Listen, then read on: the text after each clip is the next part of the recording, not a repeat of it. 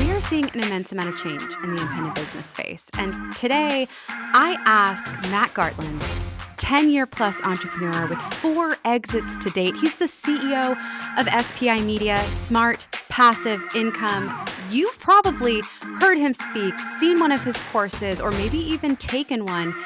He is a phenomenal entrepreneur with a viewpoint on everything that is unfolding when it comes to how we are going to grow into the future. We lean into conversations like the impact of AI, community-led growth, how to use feedback loops to ensure you have product market fit or service market fit, what it looks like to retain and grow through referrals, through word of mouth. There are so many powerful insights in this conversation. You don't want to miss it. Let's get into the episode. The Independent Business Podcast is brought to you by HoneyBook, the all-in-one platform for anyone with clients. Book clients, manage projects, and get paid faster, all with HoneyBook. You can use the code PODCAST to get 20% off your brand new account and let business flow your way. Hey, Matt, thank you so much for joining me. I'm thrilled to be here. Thanks for having me, Natalie. I want to jump right in. No softball style. We are going right for you hitting a home run out the gate because I love and appreciate and honor your thought leadership in the space of online business ownership. And I'm eager to know from you to kick us off, what is, again, I feel like I'm asking the biggest of questions, but why not, Matt? What is the future of small business online? What does this look like? I feel like we're entering into a brand new season, a big season, a lot of possibilities, a lot of changes. What are you seeing and what are you anticipating? I see a return to small business being small because so much of learning, so much of connection has been big, has been mass market, has been how big can we get on social media? How big can we sell our DIY online courses? Like how many units can we move? Right. And that has really, I think, driven a lot of the innovation that I have seen in different corners of the internet over the last 10 plus years, from e-commerce through to what we now call the creator economy to freelancers and small agencies, right? It's always been more and bigger and louder. But because of, I think, galvanizing moments, certainly like the pandemic, through different incentivization and even technological advancement, and I know dig into community probably on a lot of levels here soon, I see small sort of returning, smaller groups, cohorts, cohort-based learning to where like outcomes and action is prioritized more than just consumption, right? So, and to be able to really do that, we have to be more intimate in how we are designing our products and services in smaller ways. So I'd say that's kind of the through line of what I'm seeing. And not just in terms of what I believe, but see in terms of the results that are being realized for my companies, certainly, but then also, my friends and others that are doing the same thing. You mentioned the pandemic as something that is precipitating some of this shift. By the way, I align 100%, and I see sort of a pendulum swinging now back towards, right, small experiences mattering more than ever before, away Absolutely. from kind of mass and scale. What do you think are some of the other things that are influencing this? Is it AI? Is it, social media and frustrations with the algorithm? And what other kind of contributing factors do you think are moving small business back to being small and focusing kind of on that intimate relationship? You've hit on a couple. And there's certainly more. It's a multivariate probably answer here, not to be too sophisticated about it. I think in-person connection is returning certainly, and a very common point of analysis, right? Kind of post-pandemic. But when we think about again trying to build some version of a community, if we want to use that word capital C or even lowercase c, right? If we are in a endeavor to transform someone in some way, right? Through again the exchange of value through products and services, right? I think getting back in touch in person in some way, shape, or form. It doesn't have to be a major conference where you're selling 1,000 tickets or anything like that. But are you connecting with your local community in terms of entrepreneurial meetups? Are you returning to those events again in those forums where you maybe had to start? I know I did. A lot of us, back in the day were just hanging out at coffee shops, kind of talking about our startup ideas, right? Are you returning to that? Are you kind of regalvanizing some of your creative energies? And is that leading to new breakthroughs, new ideas, right? And kind of getting through maybe a point of stagnation and really thinking about what is your differentiation in this moment? kind of returning to your roots of your core proposition. So, that's one thing is the in-person connection opportunities. Are you going to industry events? Stuff like that also. You mentioned AI. Certainly that has taken off in the last, 18-ish months. And I think it's interesting for those of us that are kind of the galvanizing force for, again, our brand, our content, our services, whatever it is, as entrepreneurs, and especially if we truly are independent, we don't have a business partner, we don't have funding or backers or anything like that, then, and this is maybe a whole other vein of conversation we can dig into, but like how are you developing your range as an entrepreneur? And I use that term deliberately because I just love and rave constantly about David Epstein's book called Range, and how generalists are going to continually overperform specialists, and we need to develop specialization and expertise. Don't get me wrong, but I think as a small business owner, especially in this world now of AI and other things that are getting increasingly democratized and automated, and you're never going to at some point be able to compete with how fast ChatGPT can output something for you, right? Is okay, if you're independent, how are you developing your complementary skills? How are you developing some unfair advantages that isn't just like, oh, cool, I have an idea, or oh, cool, I'm a so-called visionary. That's great. That's nice. That's cute. And that's important. Like, it starts there, but it can't end there. Like you have to get good at business finance. You have to get good at copywriting. You have to be good about product development and innovation, and actually taking the initiative to listen to your customers and ask them good questions. And like, there's just so many things, right? So yeah. So again, a multivariate answer, and I'm throwing a lot back at you. Sorry, Natalie. But yeah, I think that's why, in part, like, we need to get kind of small again, right? And be able to talk to the right people, have circles of trust. You are the average of the 5 people you surround yourself with the most, sort of mentality. Right. And leaning into that with community, one of the challenges that I've come up against in the sort of like entrepreneurial zeitgeist and general ethos is that, community is a nice to have, not a must have, or that it's sort of this fluffy, difficult to measure the ROI of portion of our lives and our businesses. But what I'm hearing from you, and what I also believe, and maybe it's my own bias, is that it's not a nice to have. Community is fundamental to your success, not only as a professional, as an independent, but also as a human being. And you alluded to a couple of, the benefits of having that trusted circle, of investing in those relationships. But I'd love to know from you, what do you see as the benefit of leaning into community, whether that is a community of your peers, whether that is the community that you cultivate through your business with your clients or your customers? What are some of those benefits? What are some of the successes that you see arise from making that investment intentionally? Number one is the feedback loop, right? And being able to have more feedback loops faster. We operate as entrepreneurs with so much insecurity, sure, but lack of information, imperfect information, unknowns. Yet maybe another great book, if I can plug one, is Annie Duke's Thinking Bets. She's a psychologist that is also a champion poker player. Brilliant read the book. But it's like, how can we operate our businesses with finite resources? Again, we're small, right? We don't have venture capital, I'm guessing, right? I know I don't. I have friends that do, but I don't. So we have very limited resources, time, energy, dollars. We're probably bootstrapping and operating off our free cash flow to try to invest back into ourselves and our companies, right?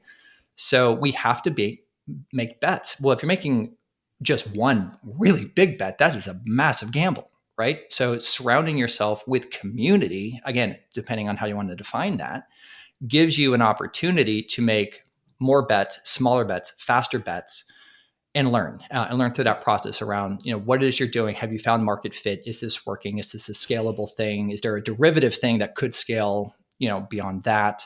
So yeah, feedback loops is number one. Number two, I'd say, is humility, or just groundedness, right? As an entrepreneur, especially again for those of us that are operating, in online spheres, right? Yes. So you're not, the sharpest tool in the box at any given moment. There's always someone smarter, more experienced. So if you can be intentional again with these networks, public or private, that you're building for yourself, and investing into, and trying to show up with as much, humility as you can, you're going to benefit from that in ways that you can't even predict. You just got to put yourself in those experiences. I couldn't agree more. I love both points that you made there. I'll start with humility. I think there is so much power in just recognizing, wow, I have a lot to learn, and there are people, yes, that are further along in their career that have different superpowers than I do, but also then when you have the ability to make them your friends and surround yourself with people. I always say, like, I make a habit of surrounding myself with people that are smarter than me, better than me, in different seasons than me, with different lived experiences, different perspectives, because when we build communities that are rich in that level of diversity in all capacities, we're all better for it. So instead of seeing those folks as your competition or a threat, right? If you can actually say, no, I'm not the sharpest tool in the shed. There's a multitude of different folks in here with different talents that are, just killing it. But I'm not threatened by them. I'm empowered by them. I'm inspired by them. Like, I'm going to be surrounded by those people and make a habit of showing up to support them. When you do that, it's transformational. Have you seen that? I feel like this is something that, you've built just from knowing you and the relationships of how even we've been connected. But I'd love, for anyone listening to this who maybe is in that place of just feeling that view, but in a defeated way, it's kind of feeling like, oh, you're right. Like, I'm not where I want to be and other people are smarter or further ahead. Could you just share a little bit of encouragement from the circles that you've cultivated and the relationships that you've built, in regards to how do we forge those relationships? Is it worth it? I want to just hear your take on it. Yeah, no, that's a great question. And it's so true too. The entrepreneurial journey is a roller coaster of ups and downs. And I don't think that ever stops. It won't stop for me Never. is my bet. So I've had startups that have gone well. I've had startups that have not gone well. Right. I don't like the term serial entrepreneur, at least for myself. It just kind of, feels like a suit that doesn't fit all that great. But yeah, so it's sort of a, just keep swimming, sort of Dory sort of phrase, right? Because, whether it's the wins, the losses, the extreme highs, or I've had and navigated some extreme lows. And I'm not saying that this is easy, but like if you can get some distance from it and kind of look back at it and honestly just be grateful for all sides of those things, I think that adds to the composition and the character, that, and I guess in my strong opinion, that's almost required to be an entrepreneur, because it's not a game that is an easy game where success is guaranteed. Natalie, Right. you know, is maybe better than anybody just how fraught that game is. And you talk about how from the industry data, at least here in the U.S., being U.S. based small businesses, that most don't make it. 50% are gone after 5 years, and I want to say it's about 20 or 30% are gone after even the first year. First year, right? Yep. And it's like, can we have an honest conversation about that? It's like, look, this is hard. So you have to keep leaning in and again, making small bets and being very cognizant about your resource allocations and being sensitive to that and kind of take the hits as they come. It's not going to be, this is not Disneyland. Like there's animatronics behind the things you're looking at and it's fun and it's exciting. You're going to meet great people. But guess what? It's not just all pixie dust. You got to lean into it, and it's hard, and that's what you're signing up for. And I think anyone listening hopefully knows that. And if this is breath of fresh air at any level, it's like, look, we're all in this together. I take punches. I have taken punches. I'm guessing you have too. And you know what? You're going to get better and stronger for it. Woo! Talk about some encouragement. Okay, feedback loops. You brought up feedback loops and all the light bulbs started going off in my mind. And I really hope for folks listening to this, the light bulbs are going off too. When we talk about community, like I mentioned, a lot of people think it's the fluffy, it's the kumbaya, but I also really have always advocated that people also see the ROI. And numbers are never going to fully capture the power of investing in community and the multiple layers of it. However, they do indicate that there is more benefit to community than just feeling good about ourselves and making positive impact in the ways of helping others to keep fighting, keep going, feeling better about themselves. There is business impact. And when we lean into the feedback loops portion of the conversation, and you mentioned, do you have product market fit? Do you need to change the way you're operating your business? What can you learn by being in conversation with, and in this case, I'm in my head going, with your clients, with your customers, actually, focusing more on serving them than on competing, right? With who else is in the market, like focusing on what they need, their problems, solving for them. Let's double click in. Talk to me a little bit about, the power, and this is where we kind of lean into like community-led growth, but even the power of investing in community as it relates to those feedback loops, or as it relates to, planning what you offer in your business, even from a foundational level? Yeah. I would start by saying having a direct relationship with your customer and finding, different community methods and mechanisms to enrich and intensify even, that relationship. Not that community has to be the product and that, your Right. community members must be, again, your direct revenue source. They are for me these days with SPI. And happy to kind of diagnose that and come back around to that point, perhaps. There's different manifestations of community, but, at the start of the question there, Natalie, you talk about, at least I think, how some folks kind of just slap on community, maybe, Yeah. at least historically speaking. Sometimes it's like, hey, marketing team, can you do community? It's like, well, community done well is not a marketing function. Correct. Sometimes community is used as customer acquisition. It's free. It's kind of a part of a freemium play. Tech companies have done this to varying degrees of success and authenticity. Sometimes not also.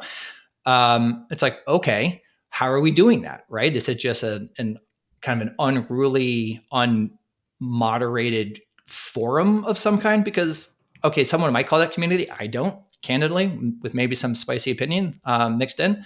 That's not it.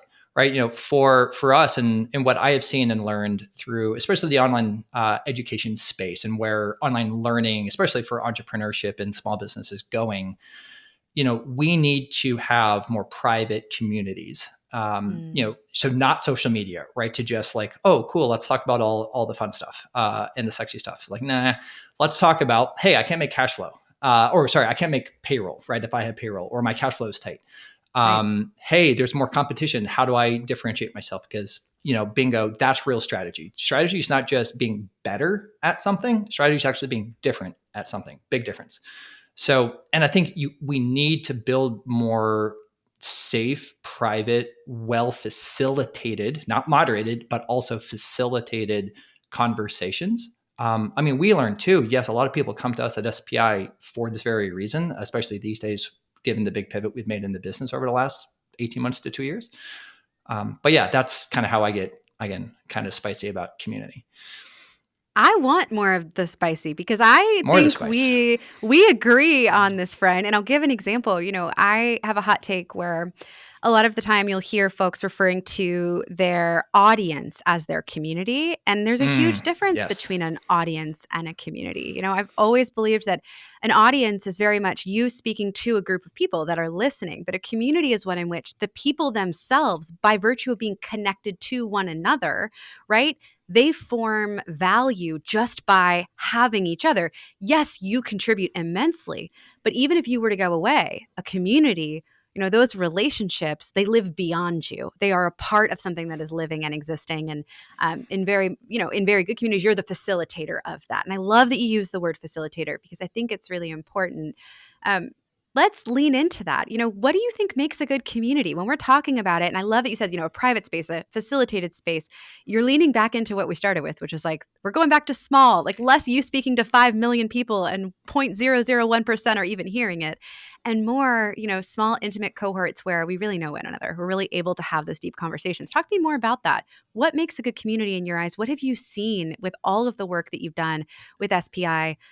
In what communities work, what communities last, and what doesn't work, what doesn't last. Yeah. Well, it starts with actually what you just offered up, which is a critical point of context. It's not audience. When you are building audience, and audience building is important, especially for almost any version of online business.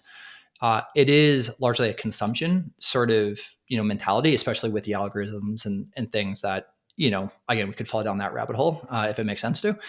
But you are doing top of funnel work, audience building. You want to foster or begin fostering really, authentic relationships. But that's mostly going from, okay, I don't know who you are, Natalie. Do I like you? Can I begin to develop some level of trust in you and what you're putting out there? Do I see myself in you to some degree in terms of a shared experience, in terms of maybe a common set of goals or lifestyle or something, in that realm, right? That's audience building done well. It's kind of classic Kevin Kelly, 1,000 True Fans way back from like, feels like the dawn of the internet. It's still out there as a very, timeless sort of concept. But that's not where the journey ends, or at least, again, strong opinion, spicy opinion, maybe it shouldn't end there, right? So then the big inversion point is going from a kind of content first approach to audience building to then not content being community. What you want do you trust me enough to tell me your problems? Right. What are you struggling with right now? Soliciting for the questions, to go back to even talking about bets, right? And you're making bets because you don't know, to use again the poker reference from Andy Duke's book, you don't know what cards, Natalie, you're holding on the other side of the table, right? So if you can get people to reveal their cards to you because you're in a safe space, not because you're playing a game or competing, right? Just because like you're holding your cards close to your chest, I have insecurity, XYZ other thing. If you can just get people to show you your cards or their cards, and because maybe you have to go first, and which is something that is oftentimes a hard thing to do, especially if you are the, kind of so-called important person in the room, that's fostering the community, and, there's maybe some ego there. But if you can actually put that aside and lean back into that humility, and you can show your cards first, that's vulnerability, right? That is real vulnerability in a safe space where it's like, yeah, we're struggling with X, Right. Are you willing to show up in that space also? That's community, right? That's community. It's not a content driven thing. I love that. Talk to me a little bit about community-led growth as a concept. What is that? What does that mean? I hear a lot of folks use it and they've used it in different capacities, but for the independent business owner who maybe isn't familiar with the concept or even how community can drive growth for a company, talk to me a little bit about that. Yeah. I think about it as an honest to goodness, like product innovation pipeline, sort of as like a philosophy or a strategy. So if you start small, and maybe you start uber small, so you're starting with a one-to-one service, like so many people do. You are a freelance designer, wedding photographer. That was me. Yeah, right. Exactly. Yeah. If you are, certainly a coach of some discipline or expertise, right? That is a marvelous way to get started. And I want to emphasize the marvelousness of that, because I think especially over the last, again, 5 to 10 years, when it's all been about growth, it's all been about, hey, what's the biggest thing that I can hockey stick scale, right? And it doesn't even have to be a piece of software. My online course, that's DIY, could go to the moon in terms of scale, right? Like there's almost been, I fear, sort of a devaluing of like one-on-one service work. And that's a shame in my book, because when you start small at that level, and lean into, again, the community of this, which is like really understanding the other person's life and business and goals, and getting them, again, to reveal their aspirations as along with their problems, even in a one-to-one context, then you can learn from that and then apply that forwards. So then product innovation wise, you could potentially, if you want to, go from one-to-one to small group, right? That's a way that you can potentially find some more breathing space in your business. Could be, an expansion revenue point. You get into your really good unit economics. We could talk all day long about pricing strategy. Probably not right now. But right. So then you could go to small group. And then from small group, you learn, you lean into that community, you get feedback, you realize, man, this experience I just put out there, just nope, like just dead flat, didn't work. Okay, glad to know that. But it only took a month to learn that. Not a lot, not a big risk or a big bet to have made and lost. So how can I learn from there? And then after enough reps there, maybe you do ultimately end up with a piece of curriculum that you can design into some version of a course, right? So you can reverse engineer a lot of this stuff, in my experience and my view, beginning with like community in a one-on-one setting, which is maybe a weird thing to kind of say, but like you and me have community right now. Yep. I also love that what you didn't say, which was, okay, when you're creating a business, just go after whatever you want to do and create. You start with the people that you're serving. If you're doing one-to-one, serve that person well, focus on serving their needs. I think something that I see a lot in the independent business space, and I am so guilty of doing this so many times myself, is I have all these ideas and I just want to start chasing 50 different things at whim, like that make me excited, without going back to, but what's the problem I'm solving or the service I'm offering and who am I helping, and growing based on the learnings, right? At a small scale, like start one-to-one. And one-to-one may be all that you want to do. And you may not go to small group. You may not even scale to, having a larger one-to-many format in your business. And for a lot of people, we have a lot of people in the community where the one-to-one service space is truly the dream. That's the dream. That's what they want. That's great too. Like, please know that's extraordinary. You may also uncover, though, in the pursuit of doing that there are these other revenue streams and potential routes to serve that you weren't even aware of. And I know that's also been my journey, right? Going from not even fathoming in a million years that, there were all of these multitudes of variations of how to grow a photography business, for example. Or, you mentioned coaching. We have a ton of consultants in the community, freelancers that do all sorts of different things.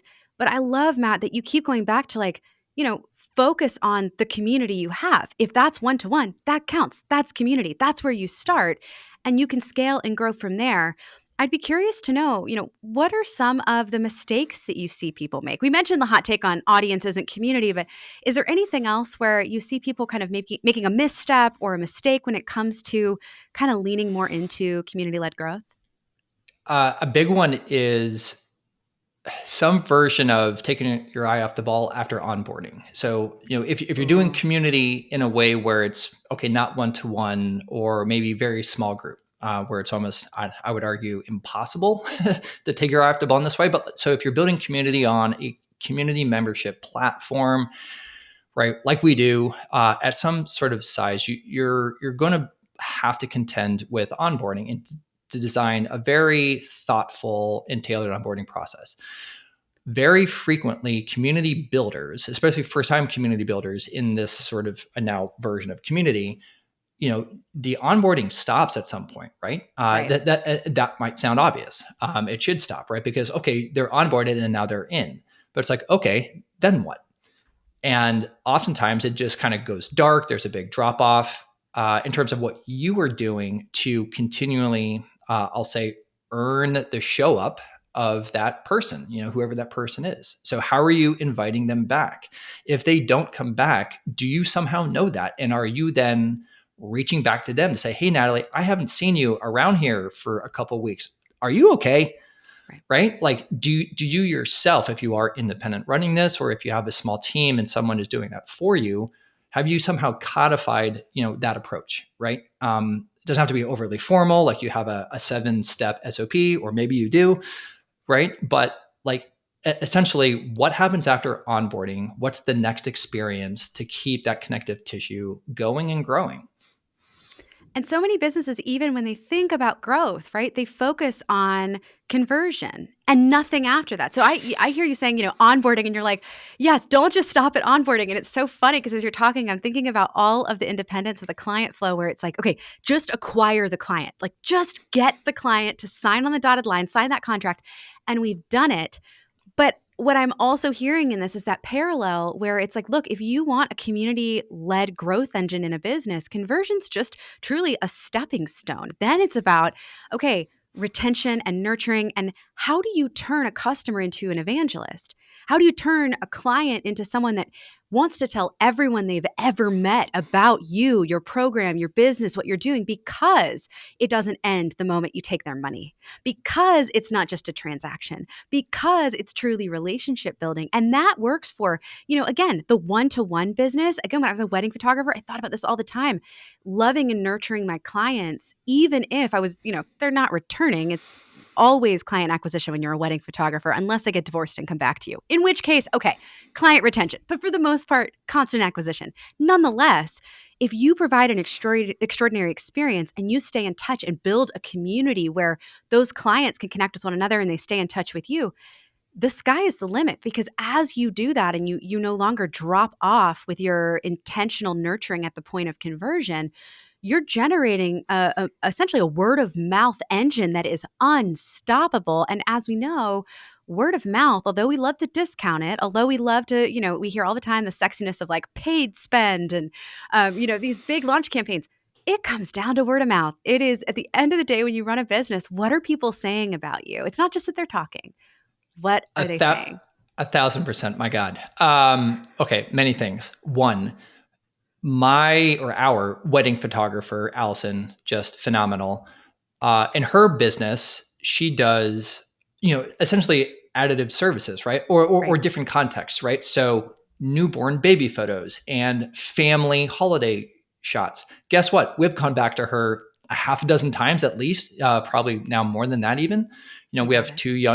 two young little girls, and it's like we want to capture those moments. So like she has done an amazing job of developing community and word of mouth just among the local folks here, that have been, again, wedding clients first, but they'll not just clients, not just transactional. Like she's someone that we trust to kind of capture these really important moments, right?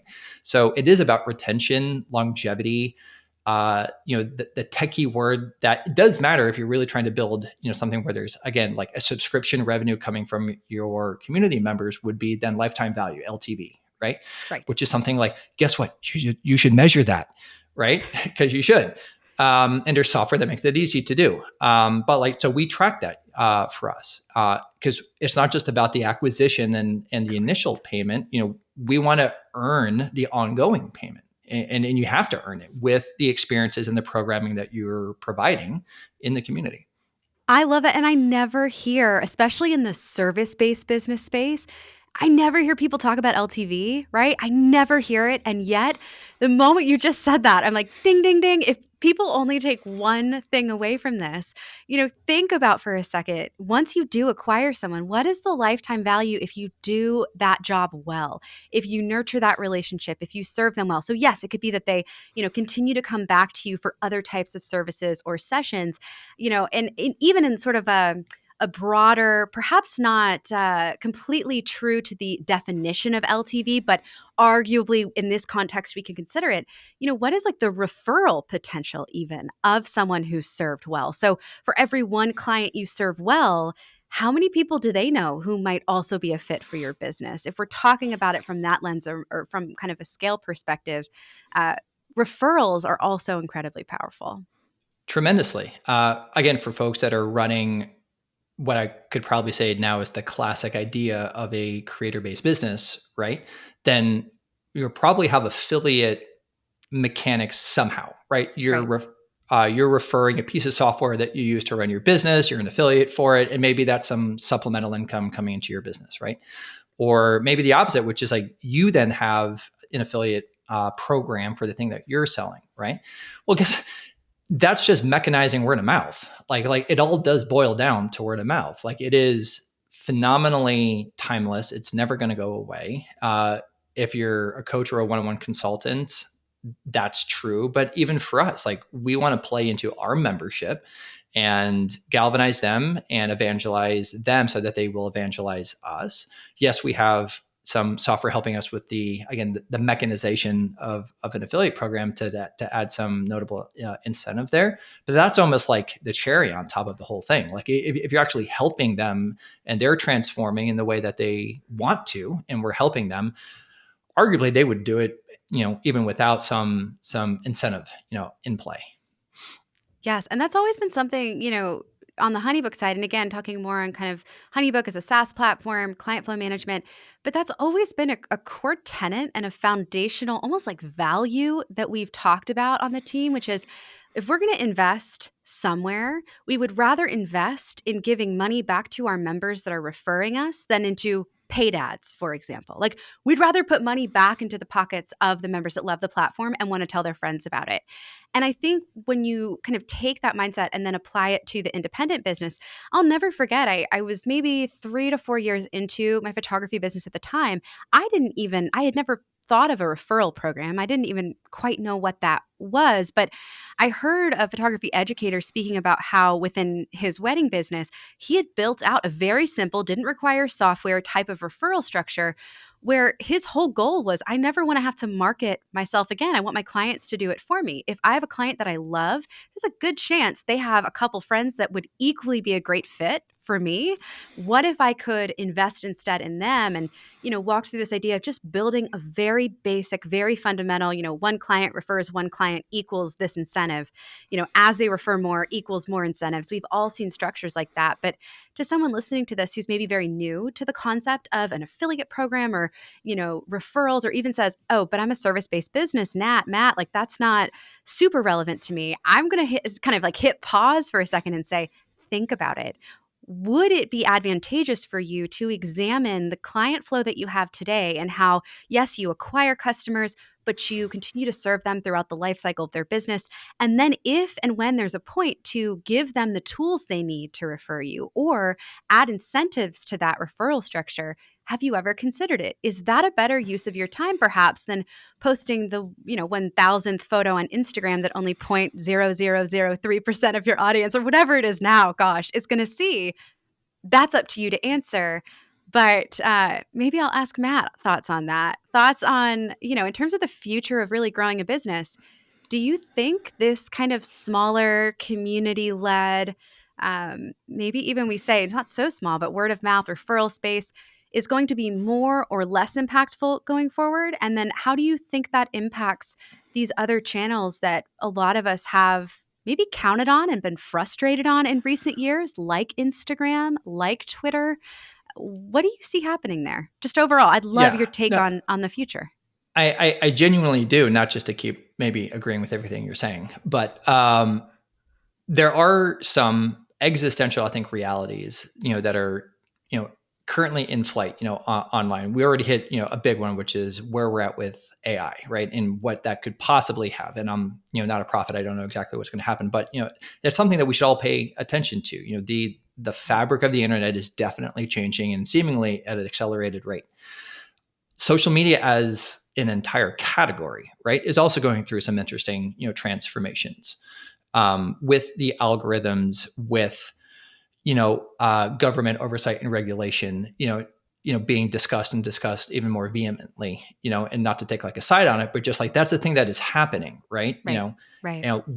So to the degree that you are reliant on, a Facebook ad that worked 8 years ago, right, as the top end of a funnel, like I know so many people, unfortunately, that have hit a lot of adversity because, like, guess what? That ad's not converting like it used to, or the rates on that ad have just skyrocketed, and now their ROAS score, their return on ad investment, has inverted, right? And it's like, well, I'm sorry, and I'm genuinely feeling for you, but also, like, you haven't innovated and you haven't done some sort of even basic kind of SWOT assessment for your little small business to understand, like, what are some existential threats that you might want to have some fallback plan for. So yeah, I think the social media kind of calculus for a small business owner, again, where finite resources, maybe no paid ad spend budget, or if anything, maybe it's pretty small, Right. like, yeah, I would rather invest and build my defensible moat. I know I'm using a bunch of buzzwords, sorry.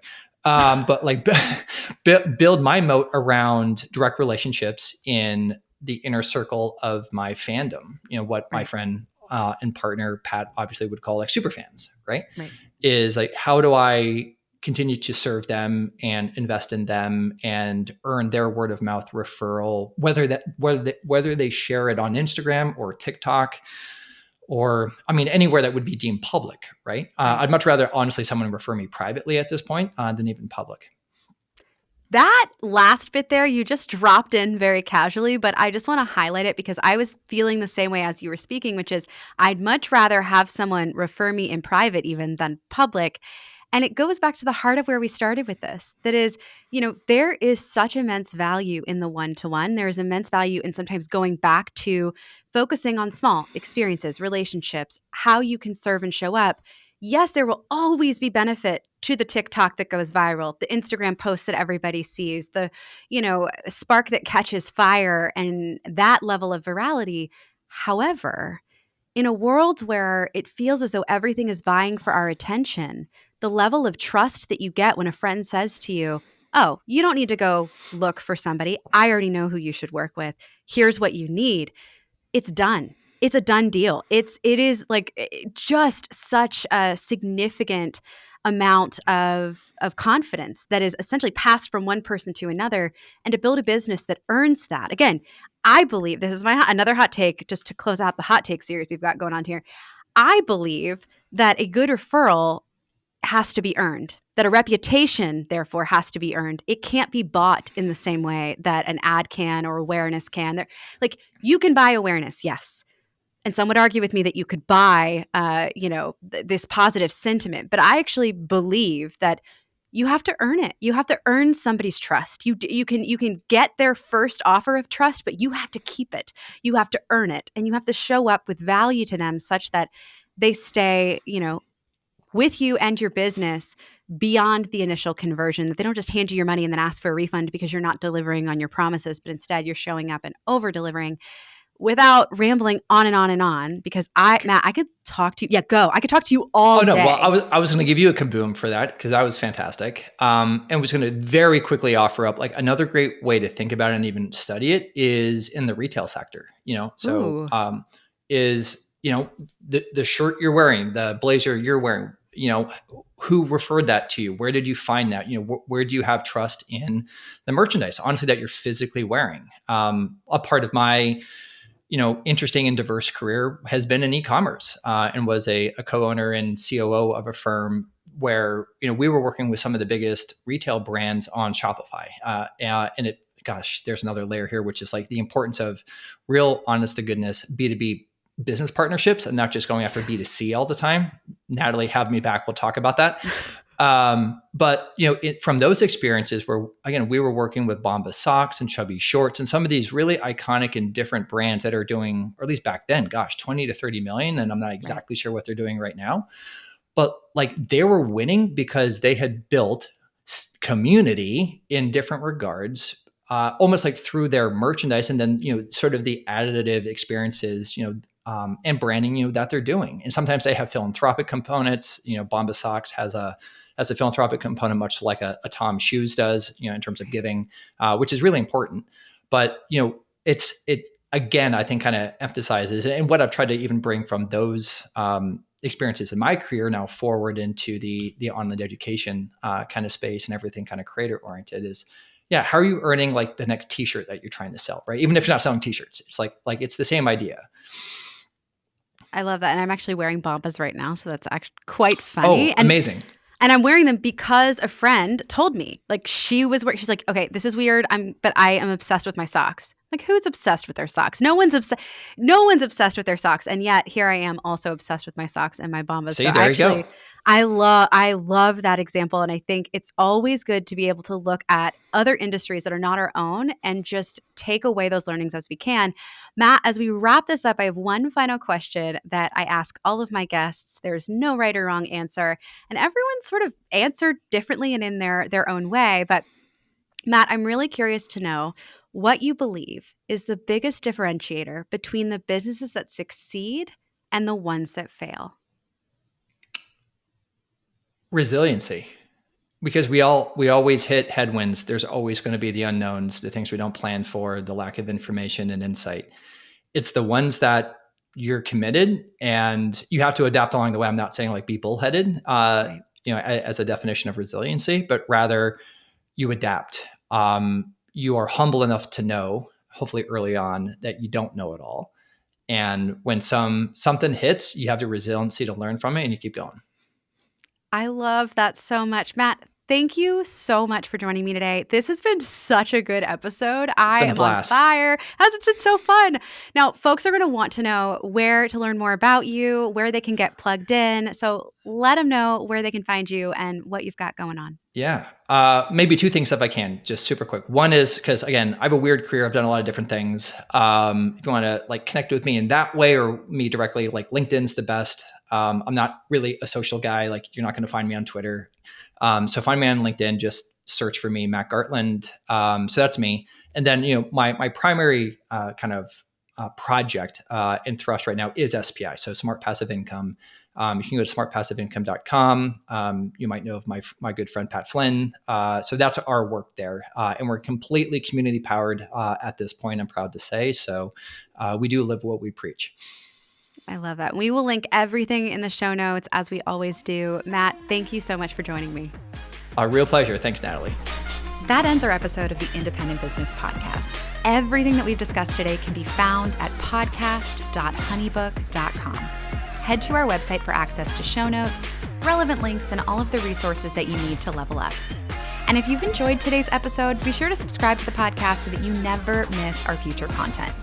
Drop us a review and leave our guests some love on social. Thanks again for listening.